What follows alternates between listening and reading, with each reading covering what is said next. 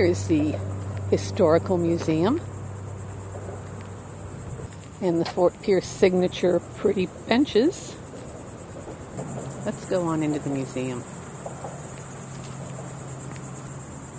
There's plenty to look at outside the museum, including cannons and the anchor from the Urca de Lima Spanish ship. This is part of the 1715 fleet that was lost and gave the name Treasure Coast to this area. The first settlers here were the Native Americans. This is a chickie from the Seminole period. Fishing was a major industry among the first white settlers. And from World War II, an amphibious attack boat. Want to do that again?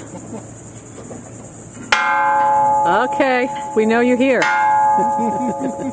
And here we are inside, and we've opted to use the audio guide.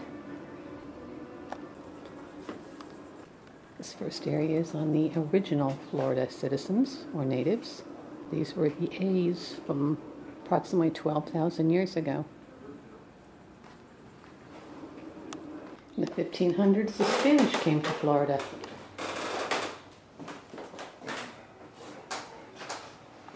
Some of these treasures were found with this. In the 1700s, the Seminoles came to Florida. Check out the gator.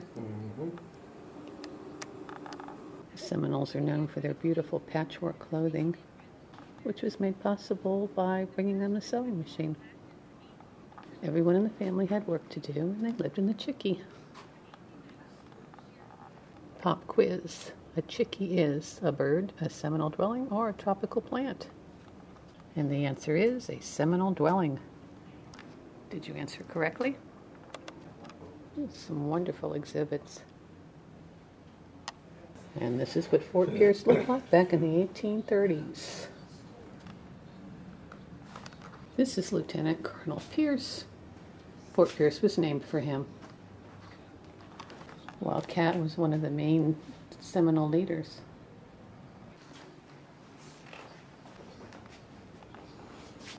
Fort Pierce was built during the Seminole Wars and was very important during that time. It was actually headquarters for 3 days. So much to see.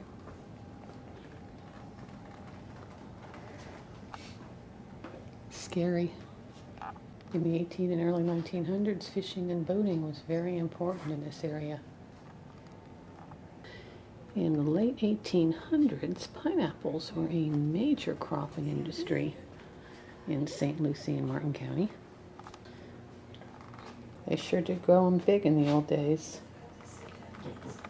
The cow hunters are an important part of our history in Fort Pierce, too. They're the original crackers. You know, we still have cowboys today. Check out all this barbed wire. Everyone's different. And these are some of the brands. And speaking of brands, these are some of the branding irons. Now, if you lived 100 years ago and you wanted to go shopping in Fort Pierce then, this is what you would see.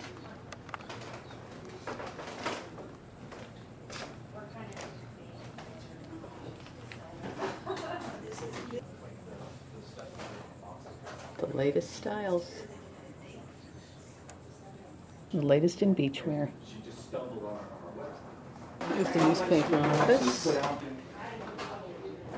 It's a torture. Anybody looking for a dental checkup?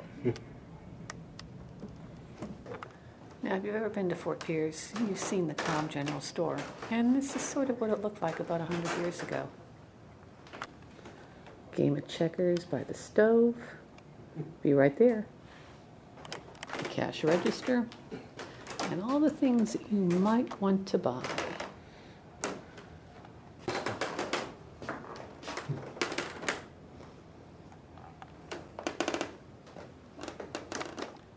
The most modern washing machine.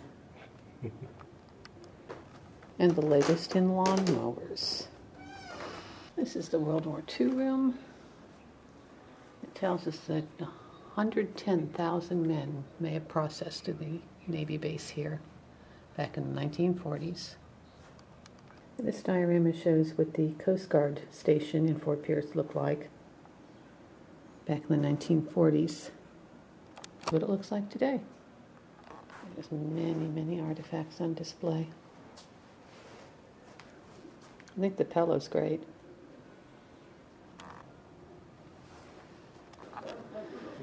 And finally, the display of More Than the Mouse, a history of tourism before Mickey.